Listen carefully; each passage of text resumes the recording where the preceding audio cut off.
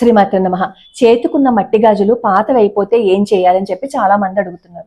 చేతుకున్న మట్టి గాజులు పాతవైపోయాయి అనుకోండి, తీసేసి ఒక కవర్లో పెట్టండి.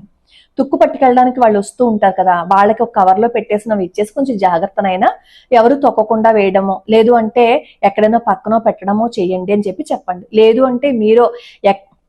అంటే మీరే ఏ చెట్టుకు తగిలించడమో, ఎవరు తొక్కకుండా పక్కన పెట్టడమో చేయండి. కానీ మట్టి గాజులు తొక్కకూడదు కదా, ఇవి సౌభాగ్యానికి చిహ్నాలు కదా అని నీళ్లలో వేయకండి. అలా నీళ్లలో వేస్తే పాపం జలచరాలు వాటిని మింగేస్తే వాటికి కడుపులోకి వెళ్ళిన తర్వాత అవి ఎంతో ఇబ్బందికి గురవుతాయి.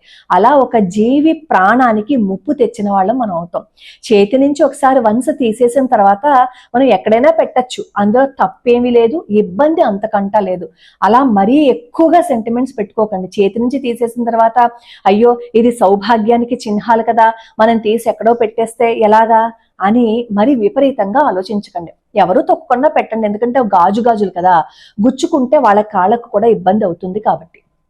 అలానే చేతికి మట్టి గాజులు ఉండగా పీరియడ్స్ వచ్చాయి అని అనుకోండి, పీరియడ్స్ అయిపోయిన తర్వాత ఆ చేతికున్న మట్టి గాజులు తీసేసి అప్పుడు దేవతార్చన చేయమంటారు. ఎందుకంటే విగ్రహాలు ఉంటాయి, శ్రీచక్రం ఉంటుంది, శివలింగం ఉంటుంది, వీటన్నిటికీ అభిషేకం చెయ్యాలి అంటే మెన్సెస్ సమయంలో ఏ గాజులైతే మన చేతికి ఉన్నాయో ఆ గాజులు స్నానం అయిపోయిన తర్వాత కూడా అవే ఉంచుకుని వాటితోనే అభిషేకము, వ్రతము, నోములు ఇవి చెయ్యకూడదనమాట. ఇది శాస్త్రమే చెప్పింది, మన పెద్దవాళ్లే చెప్పారు. మీరు పండితులను అడిగినా వాళ్ళు కూడా చెప్తారు. కాబట్టి మీరు ఏవైనా నోములు నోచుకోవాలన్నా, అభిషేకాలు చేసుకోవాలని అనుకున్నా మెన్సెస్ సమయంలో ఉన్న ఆ గాజులు తీసి పక్కన పెట్టేసి కొత్త గాజులు వేసుకోండి. లేదు అంటే మెన్సెస్ వస్తుంది అని తెలుస్తుంది కదా, ఒక 4-5 రోజుల్లో మనకి డేట్ అవుతుందని చెప్పి తెలుస్తుంది కదా, అప్పుడు ఆ చేతికున్న గాజులు పక్కన పెట్టేసి మీకు స్నానం అయిపోయిన తర్వాత మళ్ళీ చేతికి వేసుకోవచ్చు. ఆ చేతికి వేసుకున్నప్పుడు అభిషేకాలు అవి చేసుకోవచ్చు. మెన్సెస్ సమయంలో ఉన్న గాజులతోటే స్నానం అయిపోయిన తర్వాత ఆ గాజులు ఉంచుకుని అభిషేకం చేయకూడదు. అయితే నన్ను చాలా మంది అడుగుతున్నారు, మీరు ఎందుకు వేసుకోరండి మట్టి గాజులు? వేసుకోవాలి కదా అని. శ్రీ వైష్ణవులు మట్టి గాజులు వేసుకోరు, ఎందుకంటే వాళ్ళకి మడికి పని చేయమన్నమాట. అందుకోసమే నేను కూడా మట్టి గాజులు వేసుకోను. మాలో ఎవరు కూడా మట్టి గాజులు వేసుకోరు, చేతికి బంగారపు గాజులు మాత్రమే ఉంటాయి. అలా అన్నాను అని అనుకోండి, మరి మీరు పొడవు బొట్టు పెట్టుకోవాలి కదా అంటారు. శ్రీ వైష్ణవుల్లో మగవాళ్ళు నామం ధరించాలి, వాళ్ళు నిలువు బొట్టు పెట్టుకోవాలి, వాళ్ళు ఊర్ధ్వపుండ్రాలు ధరించాలి ఖచ్చితంగా. కానీ ఆడవాళ్ళకి పొడవు బొట్టే పెట్టుకోవాలని రూల్ ఎక్కడా లేదు. ధనుర్మాసంలోను, ముక్కోటికి అలాంటి విశిష్టమైన పండగ రోజుల్లో మాత్రమే మేము పొడవబొట్టు పెట్టుకుంటాం. ధనుర్మాసం చేసినప్పుడు కూడా నేను పొడవబొట్టే పెట్టుకుంటాను. తర్వాత పూజ అయిపోయిన తర్వాత వీడియోలు చేయడానికి రావాలి కాబట్టి గుండ్రటి బొట్టు పెట్టుకుంటాను.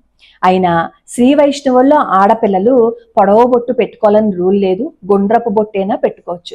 ఇప్పటికి మీకు అందరికీ క్లారిటీ వచ్చేసిందని అనుకుంటాను.